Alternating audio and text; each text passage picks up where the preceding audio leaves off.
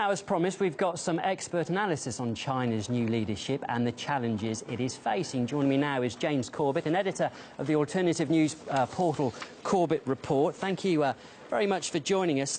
Firstly, if I could ask you that the country's economy is slowing after what is called China's economic miracle, isn't it?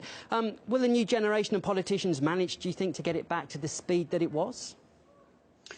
Well, that's a very good question, and whether or not that is the case, I think China is on track to overtake the U.S. economy as the world's largest economy sometime within the next 4 years. It's now projected to overtake. So I think whether or not they're able to get it on the same blistering course that they were in the past, I think there is now such institutional investment in the economic infrastructure that's been created around China in the past few years that I think a lot of players at the table are really invested in the idea of China continuing to grow.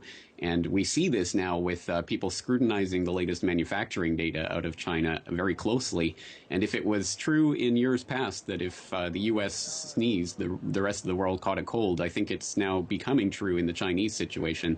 So I think there's going to be, even if China is not able to maintain its blistering pace of growth, it is still going to continue to grow because there's a lot of investment simply hinging on that idea.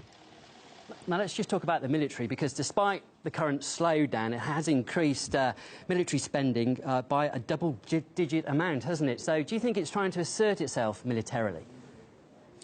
There's no question that there's been a very concerted effort to build up the Chinese military and naval capacity in the past few years, and we've been seeing that playing out and being utilized more in the East China Sea and the South China Sea. I think that that's almost guaranteed to continue, and we're seeing, for example, the deployment of new drones, new aircraft carrier, lots of new technology that they have are developing right now that is certainly not at any point, at this point, certainly not a rival to American military dominance in the region, but one could imagine that extending from here and to see it becoming a real military power, and I think there's no question that that's where the Chinese leadership wants to take China. Right, well, let's move on to the US now, because the US has confirmed that it's shifting its priorities to Asia in what has been dubbed the Asia pivot. How do you expect China to respond to that? Well, I think we've already seen how this is starting to play out with the confrontation, for example, between China and Japan over the Senkaku Islands, and we've seen some indications of how this is going to happen through U.S. proxies in the region rather than a direct confrontation between the U.S. and China.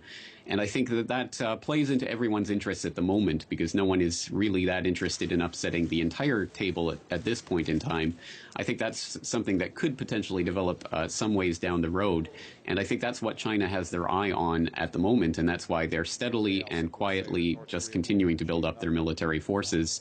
But again, I think there's a lot of economic and financial interest that's been invested in this, in the relations between China and the U.S. and China and Europe. So to whatever extent that there may be military tension between the two powers, I don't think it's in either of their interests at this point to actually start a confrontation. Well, China is taking a tough stance, isn't it, on territorial disputes at the moment with Japan and the Philippines. So is this a direct response to US military build-up in the region, do you think?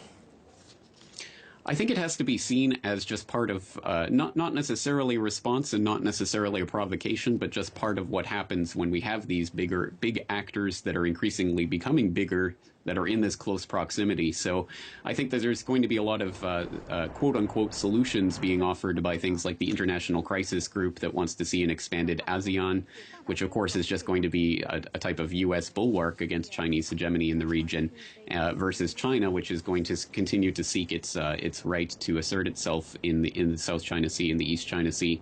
And as I say, I think there will be a confrontation some ways down the road, but until that point, I think that there's going to be a lot of economic and financial turnover in the world economy that's going to be hinging on China, that will probably be playing more of a role, including the upcoming BRICS summit in Durban, South Africa later this month, that I think is going to play a potentially a pivotal role in changing some of the global financial infrastructure. James, thank you for your thoughts. We do have to leave it there. That is James Corbett, editor of the Corbett Report.